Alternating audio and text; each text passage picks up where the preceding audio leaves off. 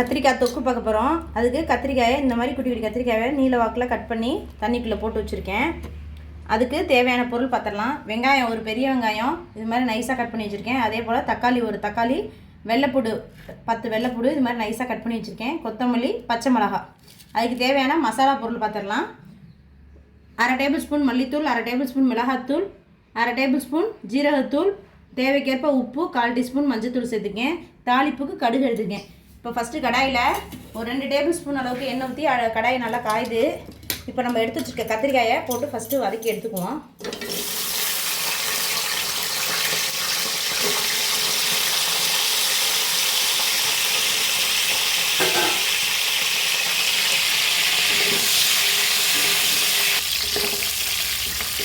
இன்னும் நல்லா ப்ரௌன் கலராக ஆகணும். அது வரைக்கும் தக்காளியை ஃபஸ்ட்டு நல்லா வதக்கிக்கணும்.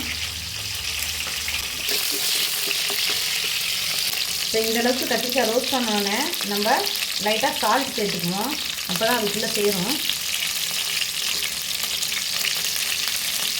தேவைக்கேற்ப சால்ட் சேர்த்துக்கணும். இப்போ உப்பு சேர்த்துட்டு அதையும் ஒரு பரட்டு நல்லா கரட்டி வைக்கணும்.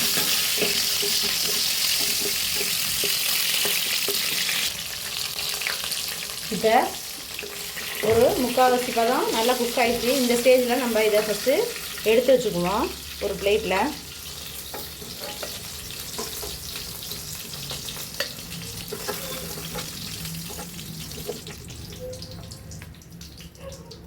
இப்போ அதே கடாயில் அந்த எண்ணெயிலே கடுகு சேர்த்துக்குவோம். ஒரு 1/2 டேபிள் ஸ்பூன் அளவுக்கு கடுகு.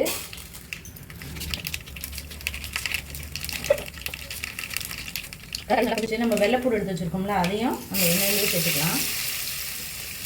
அது கூடவே ஒரு கொத்து கருவேப்பிலை. இதெல்லாம் நல்லா ஒரு வதக்கிட்டு கட் பண்ணி வச்சுருக்க வெங்காயத்தையும் அதோட சேர்த்துக்கலாம்.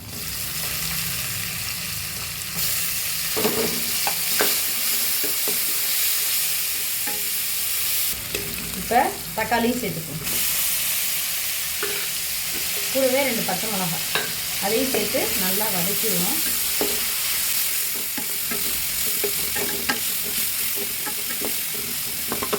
தக்காளி வெங்காயம் எல்லாமே நல்லா வதங்கிடுச்சு பாருங்கள். இப்போ நம்ம எடுத்து வச்சுருக்க மசாலாலாம் அது கூட சேர்த்துக்குவோம். சேர்த்து இந்த எண்ணெயிலே நல்லா ஃப்ரை பண்ணிடுவோம். அப்போ தான் பச்சை வாசனம்லாம் போகும். அதனால் இப்போ எல்லாத்தையும் நல்லா வதக்கிடுவோம். வறுத்து வச்சுருக்க கத்திரிக்காயும் அதோடு சேர்த்து நல்லா 2 கிளறி விட்டுருவோம். இப்போ மசாலாலாம் அதுக்குள்ளே சாடுற மாதிரி. கூடவே நம்ம எடுத்து வச்சுருக்க கொத்தமல்லி தழையும் தூவி நல்லா அந்த மசாலா எல்லாமே கத்திரிக்காய்க்குள்ளே சாடுற மாதிரி 2 பெரட்டு நல்லா பெரட்டிட்டு அடுப்பை சிம்மில் வச்சுருங்க. ஒரு 5 நிமிஷம் அப்படியே இருக்கட்டும். அவ்வளோதாங்க, நம்மளுடைய கத்திரிக்காய் தொக்கு ரெடி ஆயிடுச்சு. சாப்பிட்றதுக்கு நல்லா காரசாரமானது. இதை தயிர் சாதம், ரசம் சாதம், பழைய சாதத்துக்கெலாம் தொட்டு சாப்பிட்டோம்னு சொன்னோம்னா அவ்வளோ அல்டிமேட்டாக இருக்கும், சூப்பராக இருக்கும். இதே மாதிரி நீங்கள் ட்ரை பண்ணி பாருங்கள். நம்ம வீடியோ பிடிச்சிருந்தா சப்ஸ்கிரைப் பண்ணிடுங்க.